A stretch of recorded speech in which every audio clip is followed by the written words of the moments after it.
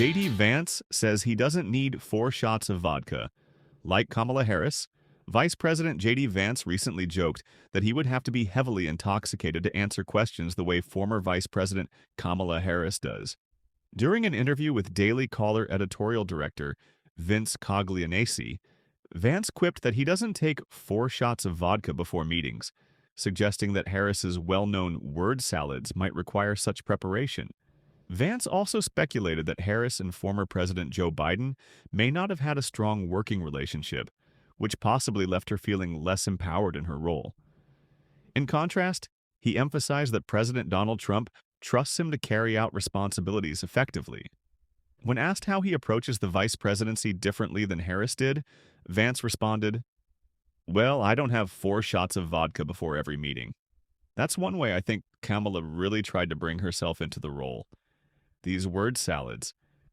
I think I would need a lot of alcohol to answer a question the way Kamala Harris does. My sense is, though I don't speak with Kamala Harris or Joe Biden often, that there wasn't much trust between them. That likely left her less empowered in her job. Fortunately, I'm in a position where President Trump trusts me. If he asks me to handle something, he believes it will get done. We communicate and check in, but I feel empowered in a way many vice presidents haven't.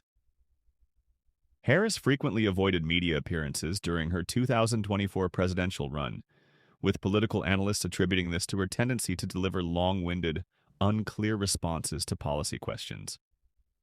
When she did engage in interviews, her responses often lacked coherence. In 2022, she famously spoke about the significance of the passage of time, without clearly tying it to a broader point. Another instance that drew public ridicule was her attempt to explain generational responsibility, where she laughingly remarked, "I don't know what's wrong with you young people. You think you just fell out of a coconut tree?" Harris also struggled with foreign policy messaging. After Russia invaded Ukraine, she described the situation in a simplistic manner. Ukraine is a country in Europe. It exists next to another country called Russia. Russia is a bigger country. Russia is a powerful country. Russia decided to invade a smaller country called Ukraine, so basically, that's wrong. Even in lighter moments, Harris's comments sometimes seemed off-topic.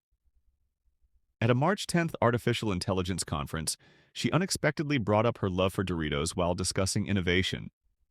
"We did DoorDash because I wanted Doritos, and the red carpet part was about to start, and nobody wanted to leave to go to the grocery store. So it was DoorDash. So I was willing to give up whatever might be the tracking of Kamala Harris's particular fondness for nacho cheese Doritos for the sake of getting a big bag of Doritos as I watched the Oscars."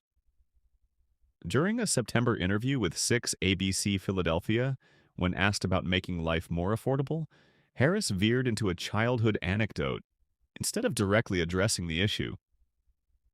"I grew up a middle-class kid. My mother worked hard and was eventually able to buy our first house when I was a teenager. I grew up in a community of hard-working people, construction workers, nurses, teachers. I try to explain to some people who may not have had the same experience. Many can relate to this. I grew up in a neighborhood where folks took pride in their lawns. I was raised to believe that all people deserve dignity. And as Americans, we have a beautiful character." Harris's communication style has long been a topic of discussion, with critics pointing to her frequent use of vague or meandering statements rather than direct answers.